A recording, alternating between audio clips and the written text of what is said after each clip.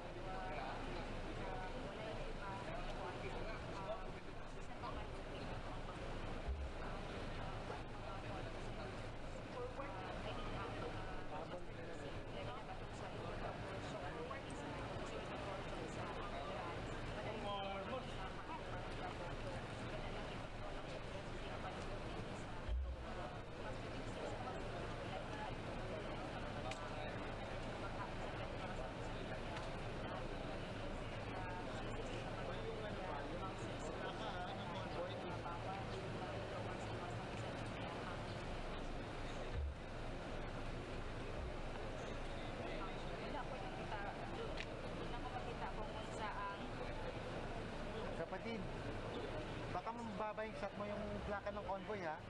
Hindi sir. Pataas mo, pataas mo. Ayan. So, ano sa araw na pataas mo yung case para di mo take lang. Kasi yung Hindi, maluluwag naman yung city. Tsaka sa group yan eh. Yung halaman na ito. Kaya mo na natin magagawa. Yan ang challenge sa ating halaman. Nandiyan na talaga sa forever. Tanggapin na natin.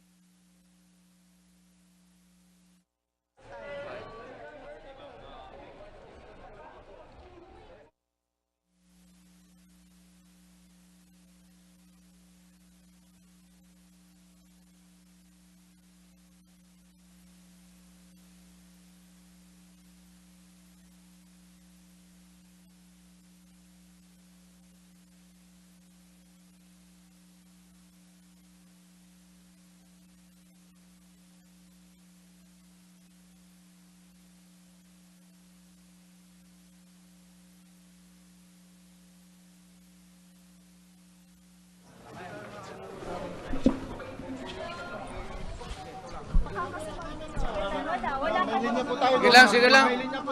Paduula lang. Paduula lang. Sige, palapitin mo lang. Total. Mas pabor man sa atin kung magdumudumo.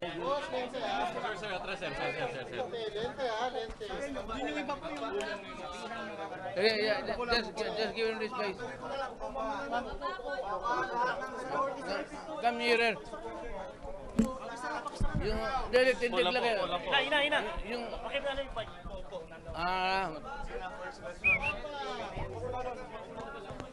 Wala. Pare, yung microphone, palagay sa speaker. Test 1, 2. Check mic 1, 2, 3, 4. Taas mo ito ng konti. Sir, patingin lang nung ano, sir. Good app. Sir, patingin lang nung finger. Of course.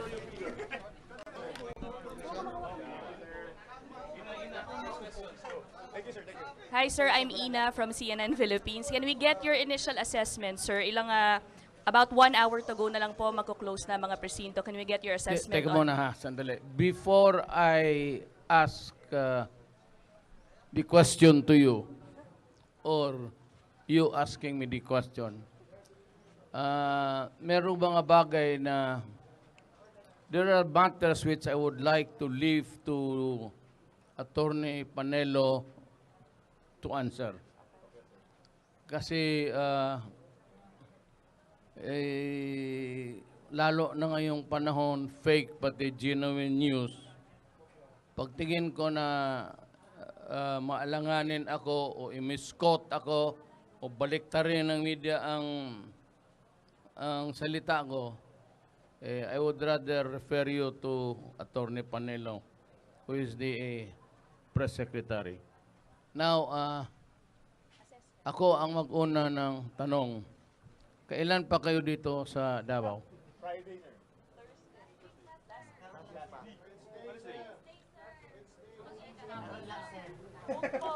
Sinong subaybayan ninyo? Ako? Only for this goddamn finger? Okay, ask the question. Hi sir, I'm Ina from CNN Philippines. How's your assessment? What is your assessment of election day? In just about 1 hour, magsasarado na po ang mga presinto. Well, I have yet to receive something that is more than just the ordinary, the vote buying and violence there, violence here. But nothing of a big one that would maybe probably disturb the conduct of the elections throughout the nation.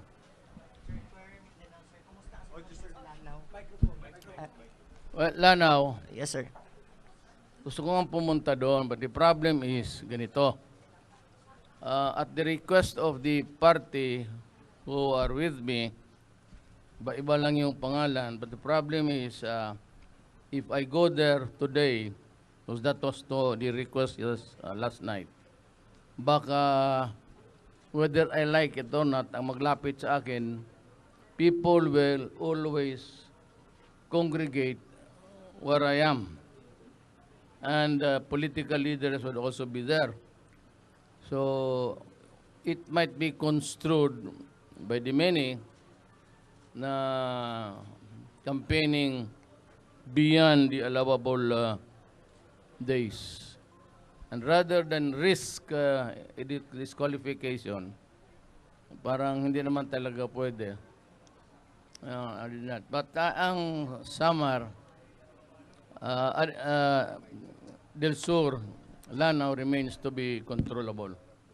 We are, I communicate with the taas, the army and the police almost every hour.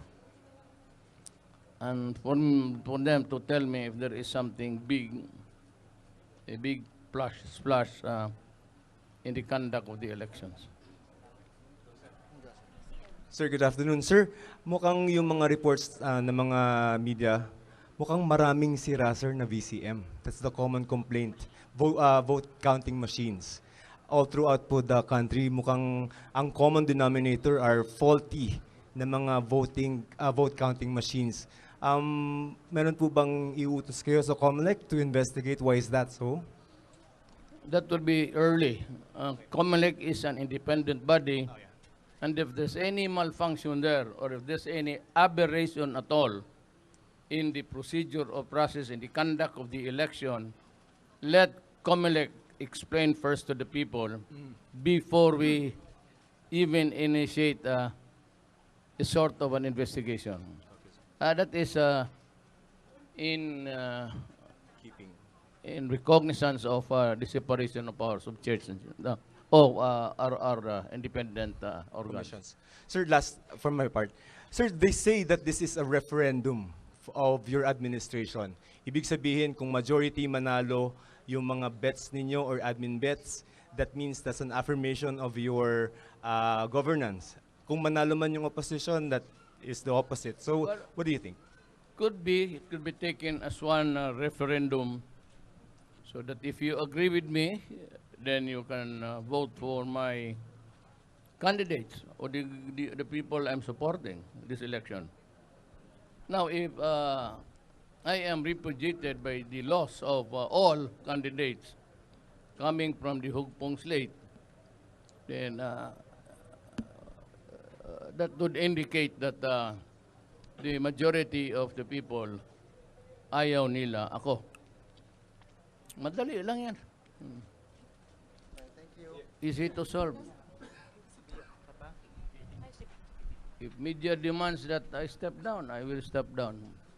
But only accredited, legitimate, tax-paying, hindi kasali yung, yan ang ayaw ko talaga sa lahat, sabi ko.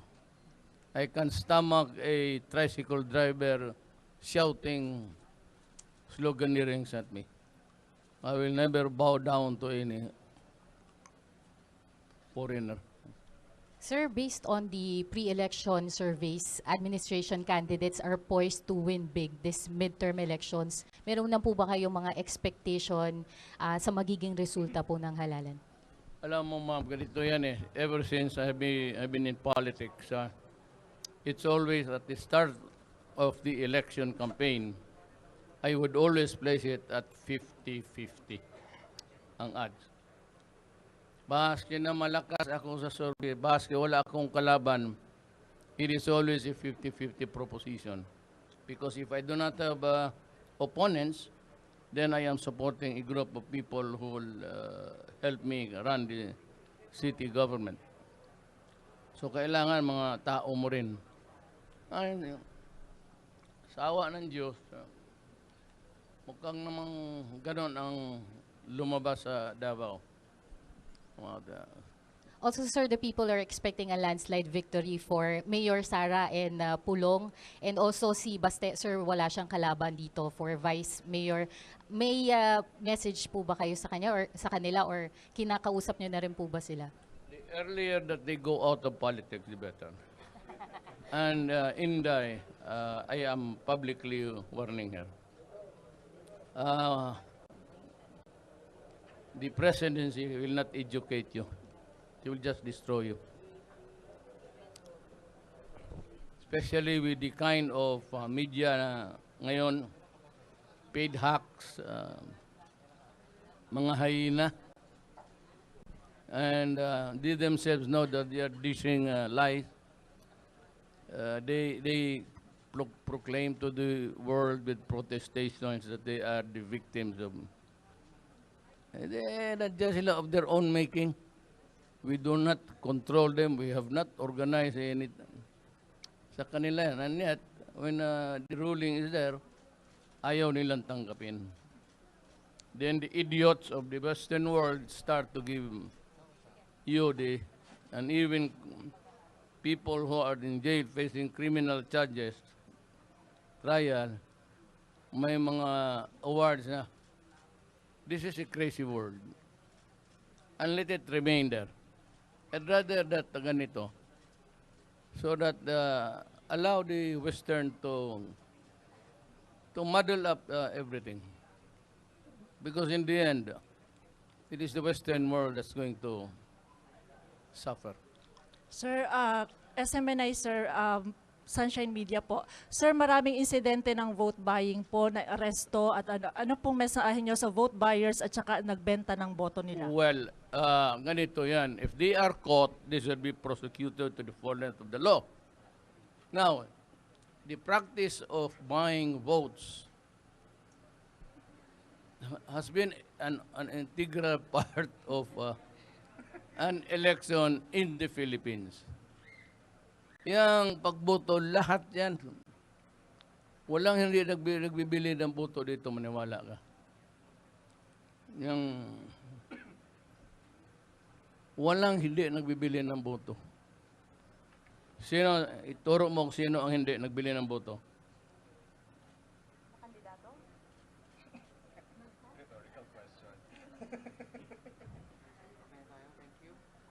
You know, when you start to give money, sabi ko nga sa COMELEC, it's not because I'm buying the vote of the fellow. It's because I'm giving money to go to the presinto, cast his vote, and go home. Hindi naman lahat ng tao may pera. Or you send food to your leaders who are here sacrificing and waiting for the food to eat so that they can last until the last vote is counted. Hindi naman lahat yung papadano na basta lang may makita ka nakain dyan, ibinibigyan. If for you all know, leader ko yan. Alang-alang naman patayin ko sa gutom. Kaya mahirap yung vote buying. It can take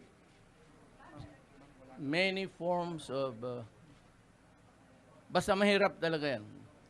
Hindi yan ba? For as long as the Philippines remains to be a poor country, for as long as the feudal system exists, lalo sa rural areas, aggravated by the communists, yun. We are becoming poorer and poorer. Nobody can till the land, improve the land, and the communists are there asking for money, asking for food and everything. And they think that they are on the right track. Yan dyan ako humiwalay. I mean, from the ideology which I wanted and the ideology that was implemented. Mag-start ka lang ng negosyo dyan sa countryside, kaning. Sana mura na. Sunugin yung mga equipment, sunog yun. And then you attack the government for breaking the law. I cannot understand them. On that, yung pong sinabi niyo na some subjects are better left and answered by Secretary Panelo, what are these things, sir? Those are the things that are can be characterized as equivocal, can be the subject of two interpretations. Now, kung nandito yung mga professional twister, yung bayad yan sila, maniwala ka. Someday you will, they are bayad sa Western. Kayo ang kawawa, ang wala. They have sponsors, they have admitted it. They cannot organize without the money of the Western. Kaya itong mga Western press. Sir, Matrix lang yun, sir. Yung Matrix lang yung kay Sir Panelo na lang. Panelo na lang so that kung i-misquote siya, siya yung madaldal. I get tired of answering questions that are stupid. And one that would only make you...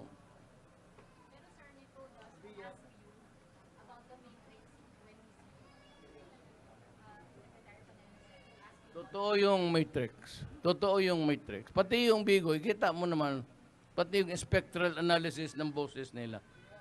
Totoo talaga yun. Si Tordesillas talagang totoong she's an every inch a prostitute. Sir, but Secretary Panelo said we should ask you and not him about the Secretary Panelo said we should ask you, not him, about the matrix. Yes, that matrix, bahala na kayo mag-interpret. But those lines are really not lines connections. There were a lot of communications there that were recorded. Joseph, tama na. At- yes, wiretapping is against the law. Gretchen no, sir. Gretchen no and Hilderin. Pero sino ang nag-wiretap? I really do not know. Finished product na yan eh. Then only if you use it in court, it cannot be accepted as evidence. Okay, thank you. Thank you, Mayor. Thank you, Mayor. Thank you. Okay, are we... Thank you. Thank you. Thank you. Thank you. Thank you. Thank you.